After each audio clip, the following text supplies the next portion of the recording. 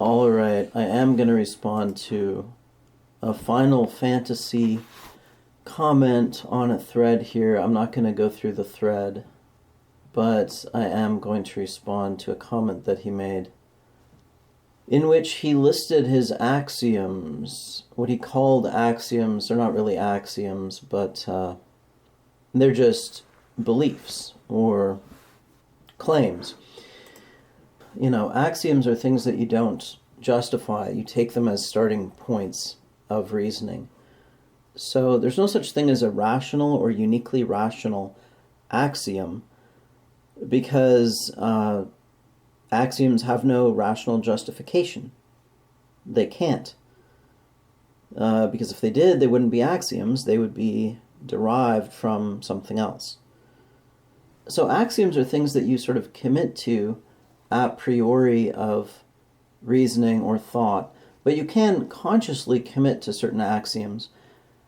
But then by doing so, you would know that they're not forced on you, but that you are choosing them as a framework for organizing your thought or as a basis for a shared belief system or something like that. Like, we are going to accept these axioms.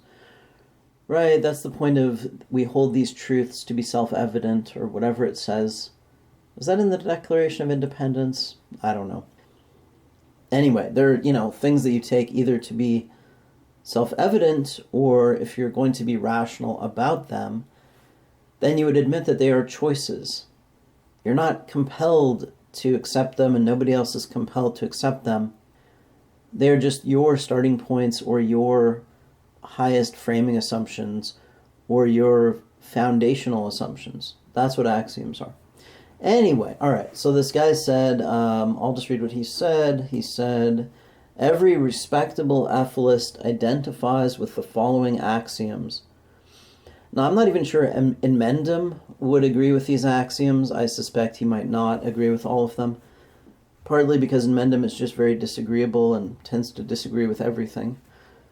And then also, Mendham doesn't think he has axioms. He doesn't think he has assumptions. He thinks it's just logic or rationality.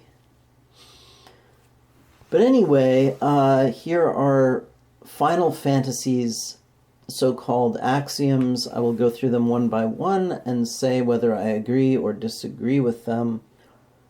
And if I disagree, then I will explain why I disagree. All right, axiom number 1 is no God or intelligent design is real nor relevant in the universe. And I agree that there is no reason to believe in a God or in intelligent design of the universe or of life, and that religion is a delusion. All right, the second axiom is life arose from blind, pointless processes and is nothing more than a DNA molecule reproducing. And I mostly agree with this, although I disagree a bit with the rhetoric. I mean, any cosmic or natural process is going to be blind and pointless, so to speak, because it's not intelligent design. But these are being used pejoratively, as if, nature and the cosmos were supposed to be like us instead of what they are. So I would say biology arose from physics. And I wouldn't say it is nothing more than a DNA molecule reproducing, but it is all about reproduction. But reproduction is more than just copying DNA. Okay, like you can see that when you look at a cell dividing. The cell does not just spit out a copy of its DNA. The entire cell is replicated, right? That's one of the points I was making when I was debunking JF's revolutionary phenotype. That, when we're looking at these things at the cell level, like when we're looking at complex organisms like humans that grow from a zygote, then yes, most of our heritable variation can be defined in terms of differences in genes, because the genes determine the way that cells differentiate and thus the way the body develops from a zygote. But when you're looking at cells, or more like earlier stages of life, everything is copied. Like, there's what's called structural inheritance. Something like the number of chromosomes you have, that's not encoded in genes, that's structurally encoded in the chromosomes themselves. The cell membrane basically replicates itself, right? So the entire cell replicates. And anyway, I just want to make that point. It's not just about DNA. DNA is part of a system, and the entire system replicates itself. But anyway, setting aside that quibble, yes, biology is a loop. It's a reproduction loop, and that cycle of reproduction bootstraps value out of physics. There is no value in physics or no function in physics, but there is function in biology because of that loop, right? Because what exists is what has been able to reproduce in the past, and that means that life generates patterns that are capable of reproducing, and so they have a function, which is to reproduce, and then all the components of a life form have their own functions that relate to that large function or purpose, which is reproduction. Now, this does not mean that this purpose comes from the cosmos or something, like God wants you to reproduce or whatever. It's not a conscious intention, but it is a function. The form has been selected to do something. And so function or value emerges by the loop of reproduction out of causality. Okay, Axiom 3. Evolution is intrinsic to life's development and existence. As life developed from simple to complexity, feelings and intelligence arose. Final Fantasy needs to improve his knowledge of language a little bit. You could say life developed from simple to complex forms, and he keeps spelling arose as arouse. But anyway. Alright, as life developed from simple to complexity, feelings and intelligence arose. Feeling pleasant and feeling suffering slash pain slash agony exist. Alright. So this supposed axiom is actually a collection of different claims. They're not really that closely related. The first one is that evolution is intrinsic to life, and yes, that is true, I agree. Evolution is intrinsic to life. Life is created by evolution, and evolution is not separable from life. There is no life without evolution. And the next claim is that feelings and intelligence arose by evolution, and yes, that is true. Sentience and intelligence evolved. And then the third claim is that pain and pleasure exist, and yes, they do. They exist as subjective experiences. They're created by brains, and they're qualia, they're aspects of experience. Objectively, they are biochemical reactions in brain tissue. They're biochemical slash electrical processes taking place in brain tissue. But experientially, which is how we know them directly, they are qualities of experience, or what are sometimes called qualia, if you want to be fancy. All right. His axiom number 4 is that suffering sensations have more importance than feeling pleasure because the sensation of pleasure doesn't need to exist, but suffering needs to not exist. Okay, now this is absurd, I would say. I don't know what the basis for this claim is. There's no basis for it. So you could say this is a true axiom, I guess, but then you wouldn't put the word because in it. You would just stamp your foot and say suffering matters, but pleasure doesn't. Or pain matters more than pleasure. But it's phrased as that there's a reason for this, and the reason does not make sense. The reason that is given is that the sensation of pleasure doesn't need to exist, but suffering needs to not exist. And this is totally an ad hoc assumption. Or it certainly isn't a truth, it certainly isn't an empirical claim or a logical claim, you could make it an axiom that suffering must not exist, whereas pleasure may exist or something. I don't know. Anyway, importance, he said suffering sensations have more importance.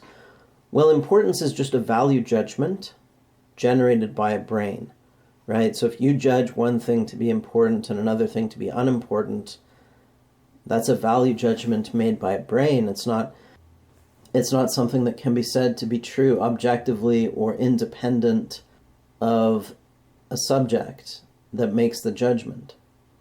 So what is important to you might not be important to me, and something else might be important to, Joe Schmo or Sally or whatever. Because those judgments are always subjective. So it is, I would say it's meaningless to just say it is important that, unless you've specified the perspective from which it's important and the value framework in which it is important. Okay, to just claim something is important, period, in the universe or in logic or something like that, doesn't make sense. And neither pain nor pleasure thus could have any objective importance, because nothing can have objective importance. And I would argue that they don't have subjective importance either. That under ordinary conditions, people do not judge pain and pleasure to be important or valuable. That normally our value judgments are about objects or outcomes in objective reality, and it's only in a philosophical context or some kind of situation like that where people would say what is valuable is pleasure or pain is negatively valuable.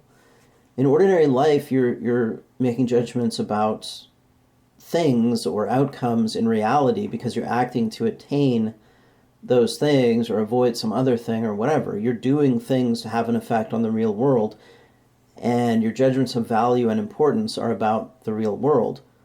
They're not about your inner states.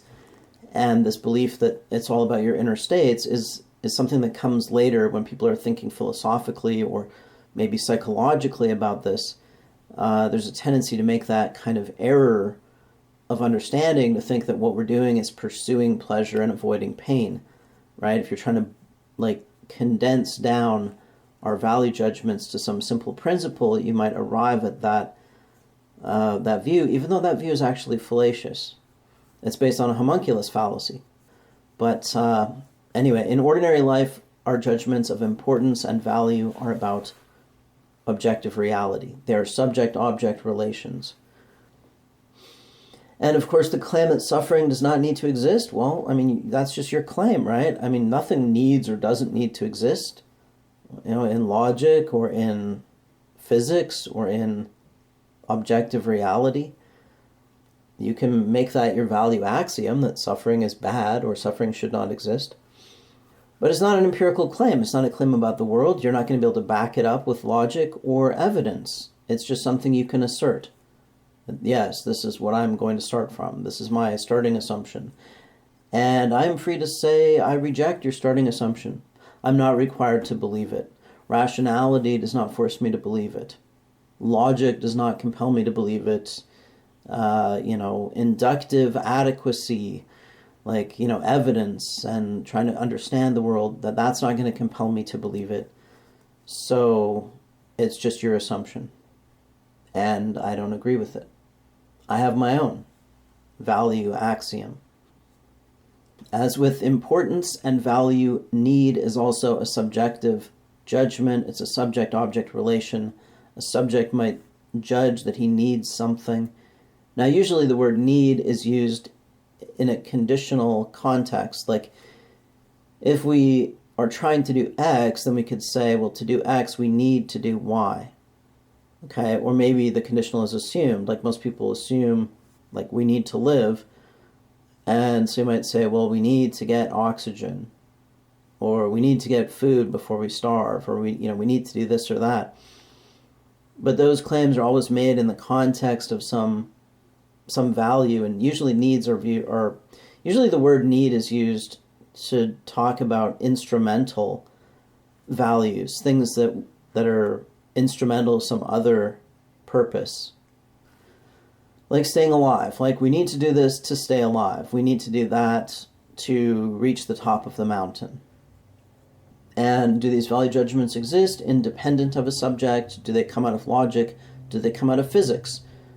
No. All right, axiom number 5. Suffering is bad because it's a sensation that is intrinsically uncomfortable and horrific. Pleasure is not good because it's intrinsically just relieving. And he doesn't know how to spell relieving. Intrinsically just relieving a negative state or an addiction to something neutral. Okay, well, the first part of that just says pain is pain. Well, it says pain is bad because pain is pain. And that's not an argument. That's not a valid inference. And that's what you're doing. You're trying to make an argument. Again, this is not an axiom. You're claiming that suffering is bad or pain is bad, but then you're giving a reason for it. But the reason is not a valid argument or a valid inference. Because you're just saying pain is bad because pain is pain. So all you're really doing is just asserting pain is bad. In that case, you should drop the because and just assert it as an axiom. And then you say pleasure is not good. Well, if your claim that pain is bad is just, is based experientially on the feeling of pain, then it's pretty hard to turn around and say pleasure is not good. I mean, you can assert those things as axioms, but they're sort of experientially at odds. Because pain is like a negative emotional experience, and pleasure is a positive emotional experience.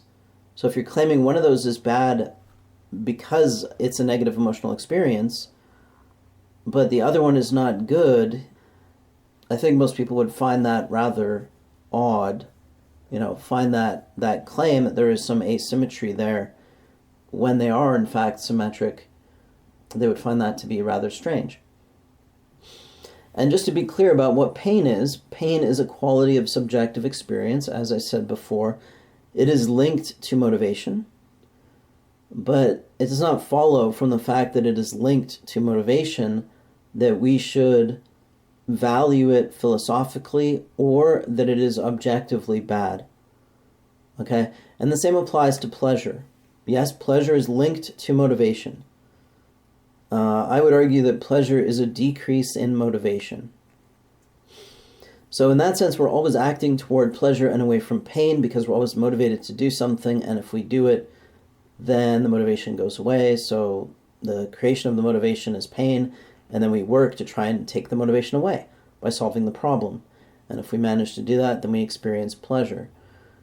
So in that sense, we're moving away from pain and toward pleasure in some, you could sort of think about it that way, but you have to understand that we're not really doing that. That's like a homunculus metaphor. We are moving around in reality, doing things in reality. There isn't a little man in our heads running away from pain and running toward pleasure.